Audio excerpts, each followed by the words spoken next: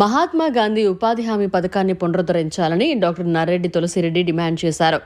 కడప జిల్లా బ్రహ్మంగారి మఠంలో వికసిత భారత్ గ్యారంటీ రోజ్గార్ ఆజీవికా మిషన్ గ్రామీణ పథకాన్ని రద్దు చేయాలని, మహాత్మా గాంధీ జాతీయ గ్రామీణ ఉపాధి హామీ పథకాన్ని యథావిధిగా పునరుద్ధరించాలని రాజ్యసభ మాజీ సభ్యులు, కాంగ్రెస్ పార్టీ రాష్ట్ర ముఖ్య అధికార ప్రతినిధి డాక్టర్ నర్రెడ్డి తులసిరెడ్డి డిమాండ్ చేశారు. ఈ సందర్భంగా మీడియా సమావేశంలో కాంగ్రెస్ పార్టీ కడప జిల్లా కార్యదర్శి సోమ అమర్నాథ్ రెడ్డి, పుట్టం అశోక్ కుమార్ రెడ్డి, కాంగ్రెస్ పార్టీ సీనియర్ నాయకులు ఉత్తన్న, కరిమిరెడ్డి అమర్నాథ్ రెడ్డి, ఐచర్ రమణ, చిన్నకోట్ల నాగరాజు, నామా వినయ్ తదితరులు పాల్గొన్నారు. మహాత్మా గాంధీ జాతీయ గ్రామీణ ఉపాధి హామీ పథకం ఇది కాంగ్రెస్ పార్టీ మానసపుత్రిక. గ్రామీణ ప్రాంతాల నుండి పట్టణాలకు వలసలు నివారించాలి అన్న ఉద్దేశంతో కాంగ్రెస్ నేతృత్వంలోని యూపీఏ 1 ప్రభుత్వం మన్మోహన్ సింగ్ గారు ప్రధానమంత్రిగా, సోనియా గాంధీ గారు యూపీఏ చైర్పర్సన్గా ఈ పథకాన్ని 2006 ఫిబ్రవరి 2న ప్రారంభించడం జరిగింది. పార్లమెంట్లో 2005లో చట్టం చేసి 2006 ఫిబ్రవరి 2న ప్రారంభించడం జరిగింది. ఈ పథకానికి ఆంధ్రప్రదేశ్కు, ప్రత్యేకించి రాయలసీమ ప్రాంతానికి ఒక తల్లి బిడ్డల అనుబంధం ఉంది. కారణం, ఈ పథకాన్ని ప్రారంభించింది ఉమ్మడి ఆంధ్రప్రదేశ్లో, ఉమ్మడి అనంతపురం జిల్లాలో సింగనమల నియోజకవర్గం, సింగనమల మండలం, బండ్లపల్లి అనే గ్రామంలో 2006 ఫిబ్రవరి 2న మన్మోహన్ సింగ్ గారు, సోనియా గాంధీ గారు, రాజశేఖర రెడ్డి గారు వీరు ప్రారంభించడం జరిగింది. ఆ విధంగా ఈ పథకానికి మన రాయలసీమ ప్రాంతానికి ఒక అనుబంధం ఉంది. ఒక విధంగా చెప్పాలంటే ఇది పల్లెల పాశుపతాస్త్రం. పల్లెల నుండి పట్టణాలకు వలసలు నివారించి గ్రామీణ పేదలకు ఉపాధి కల్పించాలా అనే ఉద్దేశంతో నిర్మించే ఈ యొక్క రూపకల్పన జరిగింది. కాబట్టి ఇది పల్లె ప్రజల పాశుపతాస్త్రం. దీనికి మహాత్మా గాంధీ పేరు ఎందుకు పెట్టడం జరిగిందంటే, ఈ పథకము గ్రామసీమలకు ఉద్దేశించింది. అందుకే గ్రామీణ ఉపాధి హామీ పథకం. మహాత్మా గాంధీ గ్రామ స్వరాజ్యం నుంచి కలలు కన్నాడు. భారతదేశపు ఆత్మ గ్రామాల్లో ఉంటుందన్నాడు మహాత్మా గాంధీ. కాబట్టి గ్రామసీమల కోసం ఆయన ప్రతిపించాడు. కాబట్టి ఈ పథకము గ్రామసీమల కోసం, కాబట్టి ఆయన జాతిపిత, కాబట్టి ఆ మహాత్ముని పేరుతో మహాత్మా గాంధీ జాతీయ గ్రామీణ ఉపాధి హామీ పథకం అని పేరు పెట్టడం జరిగింది.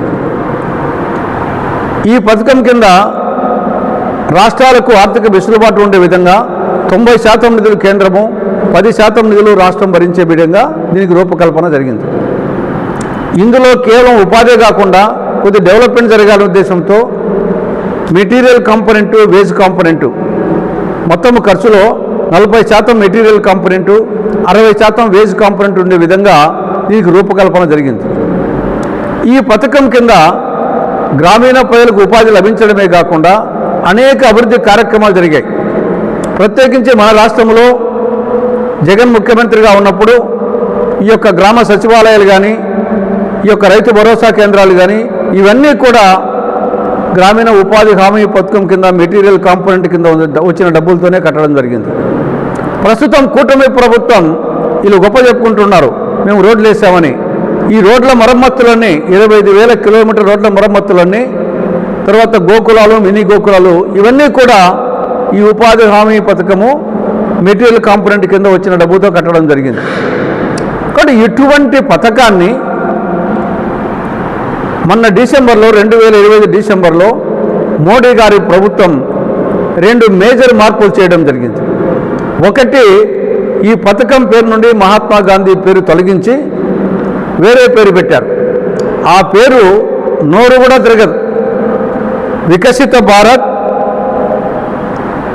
గ్యారంటీ ఆజీవికా మిషన్ రోజ్గార్ గ్రామీణ్ అంట ఆ పేరు. విబిజీ రామ్జీ దాని ఇంగ్లీష్లో పొట్టెచ్చరాలు. మహాత్మా గాంధీ పేరు తొలగించాల్సిన అవసరం ఏమొచ్చింది? ఆయన జాతిపిత, ప్రపంచ నేత, గ్రామ స్వరాజ్యం కోసం కలలు కన్నాడు. ఆయన పేరు తలుచుకుంటేనే ఒక తారక మంత్రంలా పనిచేస్తుంది.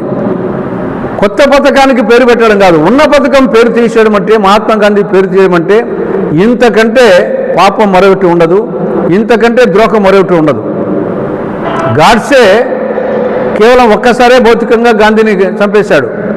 కానీ నరేంద్ర మోడీ ప్రభుత్వం గాంధీజీ భావజాలాన్ని రోజు చంపుతూ ఉంది. కాబట్టి ఈ యొక్క మోడీ ప్రభుత్వానికి వినాశకాలం దాపురించి ఈ యొక్క గాంధీ మహాత్ముని పేరు తొలగించడం జరిగింది. అది నంబర్ 1 తప్పు. రెండవది, కేంద్ర ప్రభుత్వం యొక్క వాటా 90% నుండి 60% తగ్గించింది.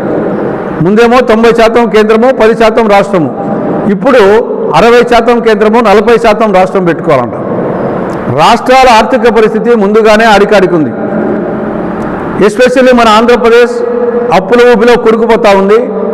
40% రాష్ట్ర ప్రభుత్వం పెట్టుకుంటే తప్ప 60% కేంద్రానికి రాదు. ఇది 40% పెట్టుకునేది లేదు, 60% వచ్చేది లేదు. ఆఖరికి ఈ యొక్క గ్రామీణ ఉపాధి హామీ పథకం కాలగర్భంలో కలిసిపోతుంది. ఇటువంటి 2 మేజర్ తప్పుడు నిర్ణయాలు మోడీ ప్రభుత్వం తీసుకోవడం జరిగింది.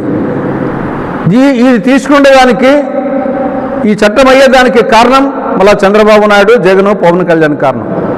వీళ్ళ సపోర్టు లేకుండా పోతే పార్లమెంటులో ఈ యొక్క 2025 ఈ యొక్క విబిజీ రామ్జీ చట్టం అయ్యేది కాదు. కాబట్టి మోడీ చేసిన పాపములో చంద్రబాబు నాయుడుకు, పవన్ కళ్యాణ్కు, జగన్మోహన్ రెడ్డికి వీళ్లకు భాగస్వామ్యం ఉంది. కాబట్టి కాంగ్రెస్ పార్టీ తరఫున ఇప్పటికీ మేము కేంద్ర ప్రభుత్వానికి, రాష్ట్ర ప్రభుత్వానికి విజ్ఞప్తి చేస్తున్నాం. ఇప్పటికైనా మీరు జ్ఞానోదయం తెచ్చుకొని మహాత్ముని పేరు తీయడం అంటే ఇది చాలా పాపం. రెండవది, రాష్ట్రంలో ఉండేది కూటమి ప్రభుత్వం. రేపు మీకు నిధులు తగ్గిపోతే ముందుగానే అప్పుల్లో ఉన్నారు, మీరు కార్యక్రమాలు చేయలేరు.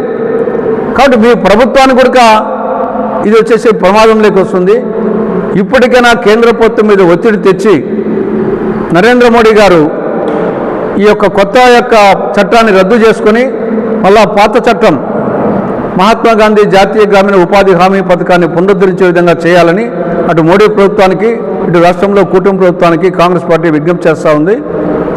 ఒకవేళ మీరు చేయకపోతే కాంగ్రెస్ పార్టీ అధికారంలోకి వస్తే ఖచ్చితంగా వచ్చిన వారం రోజుల లోపలనే ఈ కొత్త చట్టాన్ని రద్దు చేసి పాత చట్టాన్ని, మహాత్మా గాంధీ జాతీయ గ్రామీణ ఉపాధి హామీ పథకాన్ని పునరుద్ధరిస్తామని చెప్పేసి హామీ ఇస్తున్నాం.